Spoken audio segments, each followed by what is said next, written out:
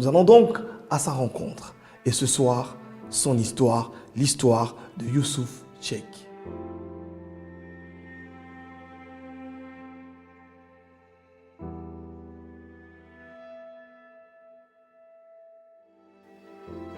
Tout d'abord, merci.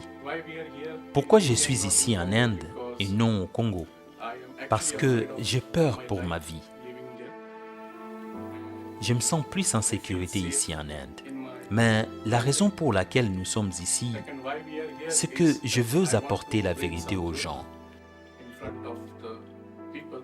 sur certaines personnes ou un groupe de personnes plongées dans la fraude et les détournements de l'argent du gouvernement. Je voulais bien les dénoncer, mais je n'ai malheureusement pas pu le faire parce que j'avais peur. J'ai toujours peur de retourner au pays. Voilà pourquoi j'ai quitté les pays et je suis ici en Inde. La raison pour laquelle je voulais exposer la vérité est que je n'étais pas prêt à accepter certaines choses. Ces mauvaises choses qui se produisaient dans l'entreprise. Et à ces moments-là, je me suis opposé aux gens, au conseil d'administration, en disant que je ne pouvais pas le faire. Alors, ils ont essayé de me menacer. Ils ont essayé de me tuer. Ils disaient que si tu ne le fais pas, tu vas mourir. Je leur ai dit que je ne le ferai pas. Alors, ayant compris que quoi qu'il en soit, je n'accepterai pas cela, ils m'ont dit « Ok, d'accord, on va voir ».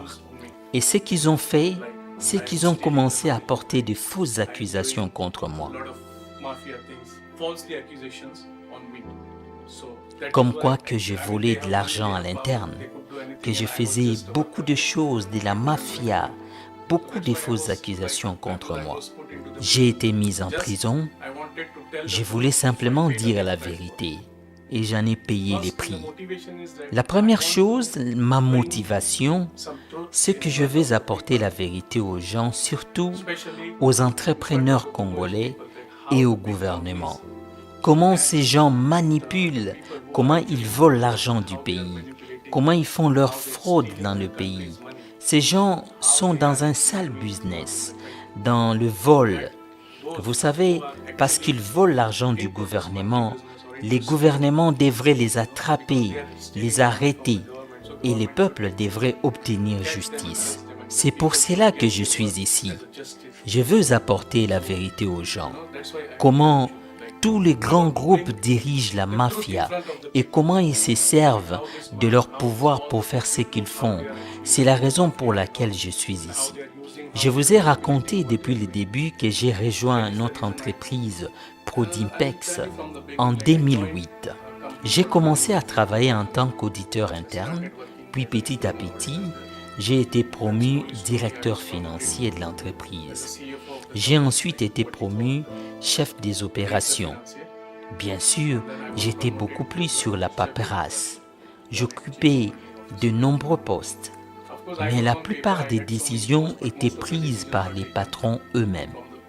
Mon rôle était de négocier ou de communiquer entre les patrons et les négociateurs.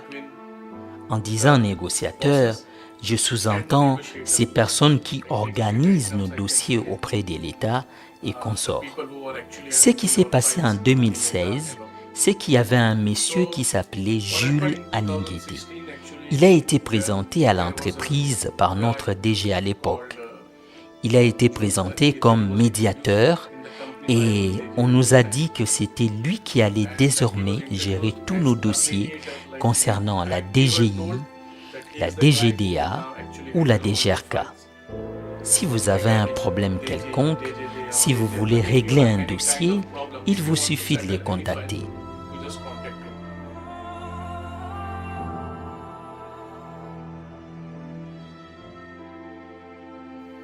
Je suis venu au Congo en 2015 pour travailler dans l'ambassade d'Allemagne dans le secteur administration et attaché militaire comme chef de bureau. Et après, je suis quitté l'ambassade, je suis venu chez le groupe Rauchi, chez Prodimpex comme Business Development Manager. Parce que dans le groupe Rauchi, il y a plusieurs consulats.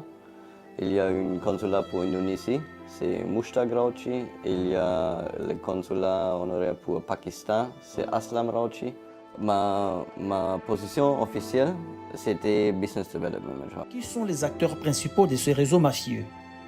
Commençons par Adnan Khaoudji, le négociateur clé. Adnan Khaoudji, ancien patron de Prodimpex, jouait un rôle crucial en négociant et en décidant des paiements officiels et officieux. Il gérait les transactions financières pour faciliter les opérations des sociétés Khaoudji avec la complicité des autorités. Certains acteurs portaient plusieurs identités pour opérer sous différentes casquettes, dont Fidou Emraj, connu aussi sous les noms de Shiraj Emraj et Shirazali Hassan Ali. Il utilisait le Swahili pour manipuler et corrompre les autorités judiciaires, sécuritaires et administratives. C'est lui qui va négocier avec les paquets, avec les DGE, DGI, DGDA. C'est lui aussi qui gère, il y a un dossier qui est encore ouvert à Massafco avec les travailleurs. Je ne sais pas si... Il existe un dossier, c'est déjà depuis 2002 à 2003. Un dossier qui est même entré dans la présidence. Un dossier de travailleurs de Massafco, les anciens travailleurs. Ali Khaoudji, le stratège de l'ombre, bien introduit auprès des hautes autorités de la République, était le colistier de Fidou Emraj. Il validait les montants et traitait directement avec certaines autorités, y compris M. Jules Alinguete. En tant que président du conseil d'administration de la société Proton, il négociait les redressements fiscaux et les dossiers de douane de la Rabobank. Ali, il décide le montant. Le montant,